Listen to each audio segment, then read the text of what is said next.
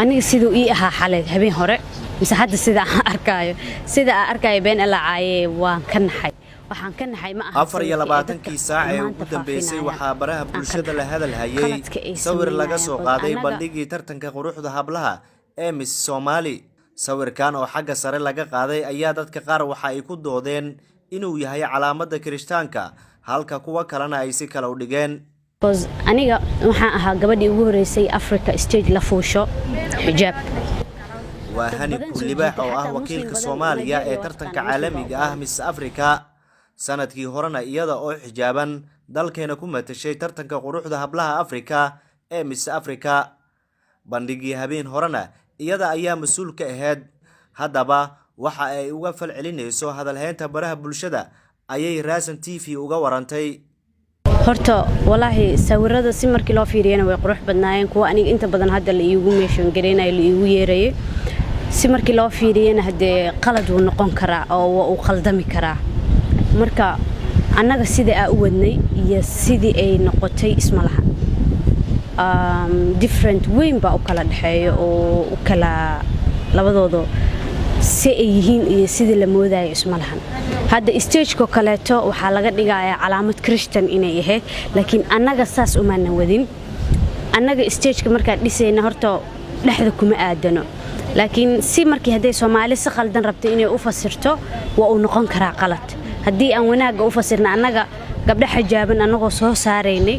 misna ma soo dhaxgelinayna calaamada gaalada waa wax aan suurta gelaynin oo dhici karin because aniga waxaan ahaa gabadhii ugu horeysay Africa stage la fuusho xijaab dad badan soo jiita xataa muslim badan Nigeria waa taqaana muslim baa u badan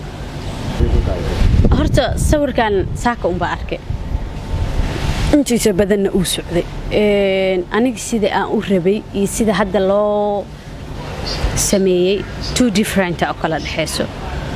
aniga sidoo ii ahaa xalay habeen hore mise hadda sida aan arkayo been alla caaye waan ka naxay waxaan ka naxay ma aha sawirka ee dadka xumaanta faafinayaan aan ka naxay qaladka ay sameynayaan cause annaga horta media-ga intaadan wax post gareyn waxa la fiiriyaa sumcadda iyo sharafka wadankaaga hadda waxa nagu furan adduunkoona la ka dhaho calaamadaas isticmaalayeen yaa soo sheegay dadkooda laakiin si markii loo fiiriyo calaamada Kirishtaanka oo saxda afka hore iyo afkan way isla egyihiin istilaabtana dhexbartankay saaran tahay laakiin keena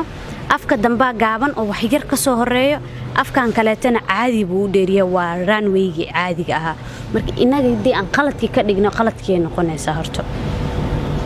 sida saxda hada u fiirino oo caadigana waa xisaabta caadiga ah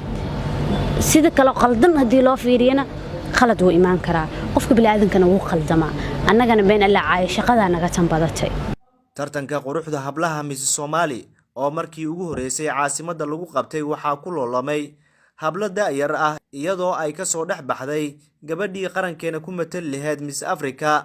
hadal heenta ka dhalatay dhabihii ay ku soconayeen ayaan weydiiyay qaar ka mid ah gabdhihii tartanka ka qayb galay waliba gabdhihii galay kaalmaha koowaad labaad iyo saddexaad ku darso waxa ay sanadkan saddexdooduba ay ka qayb gali doonaan tartamo kale oo ka dhacaya East Africa iyaga oo ku matalaya Soomaaliya السلام عليكم مقعي قوات عدية محمد وحن درتما يترتنك قروح الصومالية أنا بوكم مدلي دون دلقيقة ترتنك قروح أفريقيا وحن رجينها يا إنا كاس كوب كسوق هذا سيدا كان كوب كسوق هذا عمل حقيقة نادي هذا أو كفرحتنها ما دام أنا قوي كان انتقوات وأنا في لا إذا صف عمل نقنايا مر لواد وحن أمهد علينا يا هني أو أهد معلن آدي آد وفي عن آدي آد نوت المقعي يا حمد عبد القادر حسن هاي قبل كان طلبات ترتن قروح بدن وهاي ترتن بس قروح بدن ودعوهاي وأنا فرحسنهاي أم براودنا كانت طلبات كلي بس مروة مقعي ومليون عبد الله علي حكمت هذا ترتن يا شباب ترتن سوق ولستي أنا هاي كانت تستعد قف كلي سيارة تمر أو فرحسنا والله محمد يحيى جينا وراسم تيفي مقدشو